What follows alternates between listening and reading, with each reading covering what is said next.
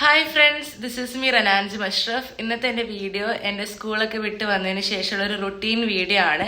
പക്ഷെ ഞാനത് ഇന്നലെ സ്കൂൾ വിട്ട് വന്നതിന് ശേഷം എടുത്തിട്ടില്ല. ഇന്ന് രാവിലെയാണ് എടുക്കുന്നത്. കാരണം ഇന്നലെ റുട്ടീൻ ഒന്നും നടന്നില്ലായിരുന്നു. ഇന്ന് എനിക്ക് സ്കൂളില്ലാത്തത് കൊണ്ട്. അപ്പോൾ ഇന്ന് രാവിലെയാണ് എൻ്റെ റുട്ടീൻ സ്റ്റാർട്ട് ചെയ്യുന്നത്, നിങ്ങൾ ഈ വീഡിയോ കാണുന്ന ദിവസം.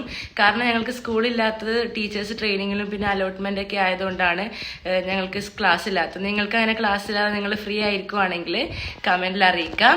അപ്പൊ എന്റെ റുട്ടീൻ ഞാനിപ്പോൾ സ്റ്റാർട്ട് ചെയ്യുന്നത്. ബാക്കി കാര്യങ്ങളൊക്കെ ഈ വീഡിയോയിൽ കാണാൻ പറ്റുന്നതായിരിക്കും. So let start.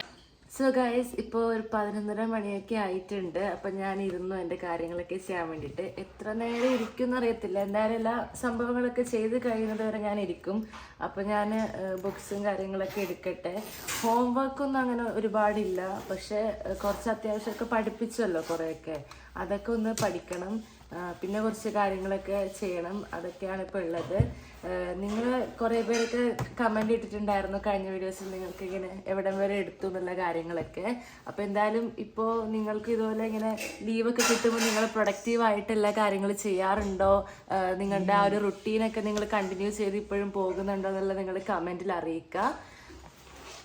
ഓക്കെ, ഇനി ഞാൻ ആദ്യം ഒരു ലിസ്റ്റ് പോലെ ഒന്ന് തയ്യാറാക്കട്ടെ കേട്ടോ. ഞാനത് എപ്പോഴും തയ്യാറാക്കാറുണ്ട്, എനിക്ക് എന്തൊക്കെ ചെയ്യാനുണ്ട് എന്നുള്ള കാര്യങ്ങളെക്കുറിച്ച്. ഇത് അവിടെ വെക്കട്ടെ. ഇതൊരു സമയമുണ്ട്, അതിനകത്ത് കൊണ്ടുപോകുന്നു.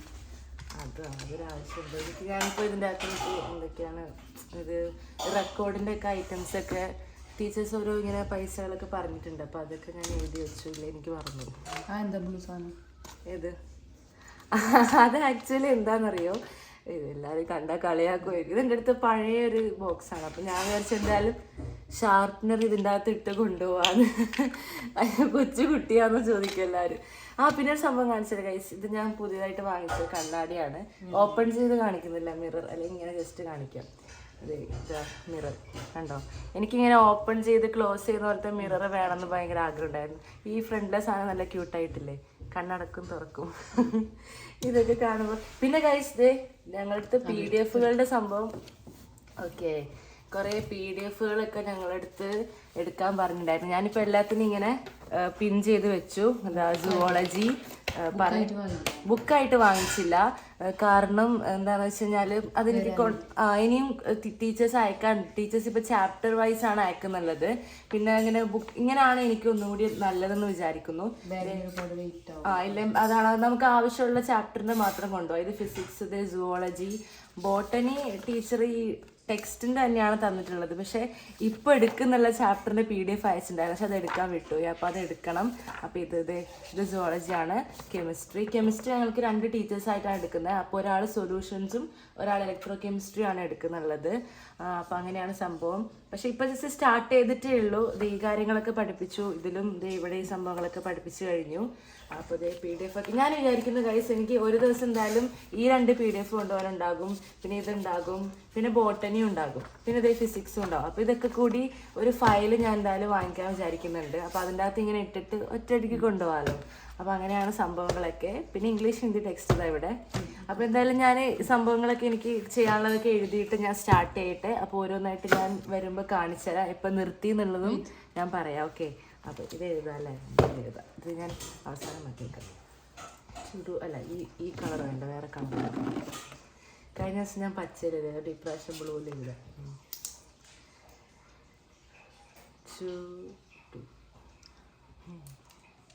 അപ്പോൾ ഇന്ന് ഞാൻ ഫിസിക്സ് കുറച്ച് കാര്യങ്ങൾ അധികം പഠിപ്പിച്ചായിരുന്നു. അതെനിക്ക് പഠിക്കണം.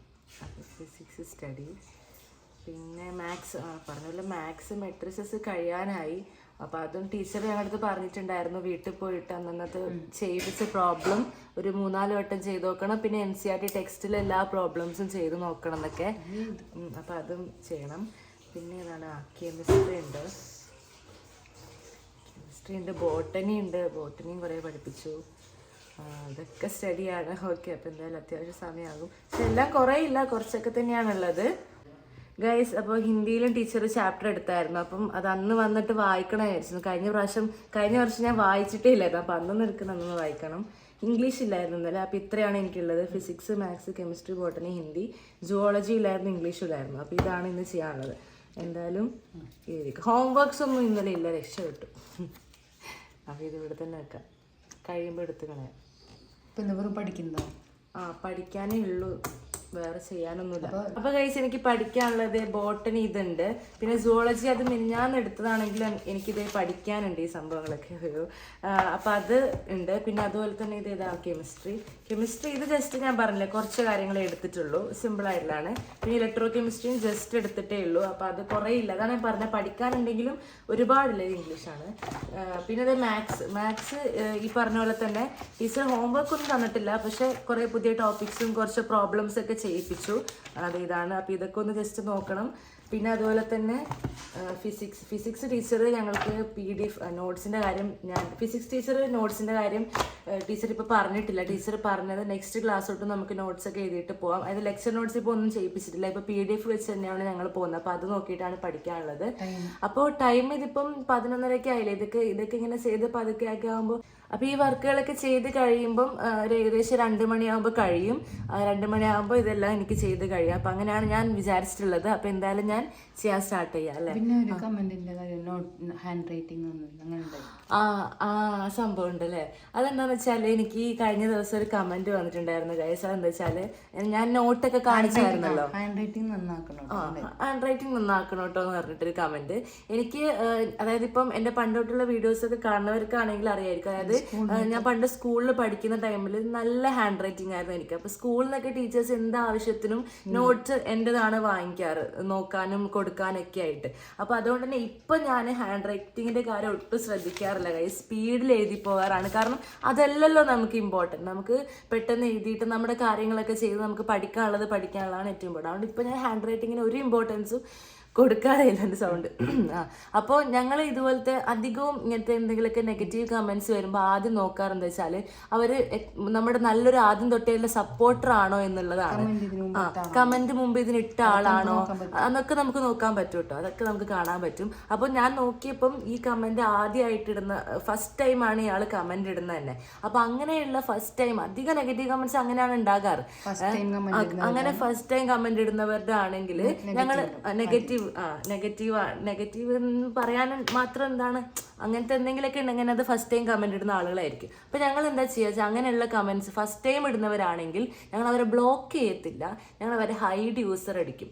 ഹൈഡ് യൂസർ അടിച്ചാലുള്ള ഒരു കാര്യം എന്താണെന്ന് വെച്ച് കഴിഞ്ഞാൽ അവർക്ക് കമന്റ് ഇടാൻ പറ്റും, അവർക്ക് കാണാനും പറ്റും. പക്ഷെ എനിക്കും കാണാൻ പറ്റില്ല, നമ്മൾ സബ്സ്ക്രൈബേഴ്സ് ആർക്കും കാണാനും പറ്റത്തില്ല. അപ്പൊ അവരവിടെ കമന്റ് ഇട്ട് സ്വന്തം കണ്ട് സന്തോഷിച്ചോട്ടെ. പക്ഷേ ഒരു പ്രശ്നം എന്താണെന്ന് വെച്ച് കഴിഞ്ഞാൽ ഇനി ഇൻ കേസ് ഒരു ഫ്യൂച്ചറിൽ അവർക്ക് എന്തെങ്കിലും ആവശ്യത്തിന് വേണ്ടി എൻ്റെ അടുത്ത് കമന്റ് ഇട്ട് ചോദിക്കുകയാണെങ്കിൽ അവർക്ക് ഒരു ഗുണം ഉണ്ടാകത്തില്ല. കാരണം എനിക്ക് ആ കമന്റ് അവരിടുമ്പോൾ കാണത്തില്ല, സബ്സ്ക്രൈബേഴ്സിന് കാണത്തില്ല, അവർക്ക് റിപ്ലൈയും കിട്ടത്തില്ല. അപ്പൊ അതാണ് ഞങ്ങൾ കമന്റ് മുമ്പ് ഇടുന്ന ആൾക്കാരെന്തെങ്കിലും നമുക്ക് നല്ല കാര്യമായി നോക്കണമെന്ന് പറഞ്ഞാൽ കുഴപ്പമില്ല, നല്ല കാര്യമായി ഒന്ന് നെഗറ്റീവ് വേണോന്ന് വെച്ചിട്ട് ഇടുന്ന അങ്ങനെ തന്നെയുള്ള ആൾക്ക് അങ്ങനെയാണ് പണി കൊടുത്തത്. ഓക്കെ, അപ്പൊ എന്തായാലും ഞാൻ എൻ്റെ കാര്യങ്ങളൊക്കെ സ്റ്റാർട്ട് ചെയ്തിട്ട് കഴിഞ്ഞിട്ട് വരാം കേട്ടോ. ഗൈസ്, ഇപ്പോൾ 2 മണിയൊക്കെ ആയിട്ടുണ്ട്. എൻ്റെ സംഭവങ്ങൾ പഠിപ്പും കാര്യങ്ങളൊക്കെ കഴിഞ്ഞു. അപ്പോൾ ഇന്നത്തെ വീഡിയോ ഇത്രയൊക്കെയുള്ളൂ. ഇഷ്ടമായ ലൈക്ക് ചെയ്യുക, ഷെയർ ചെയ്യുക, സബ്സ്ക്രൈബ് ചെയ്യുക. ബൈ.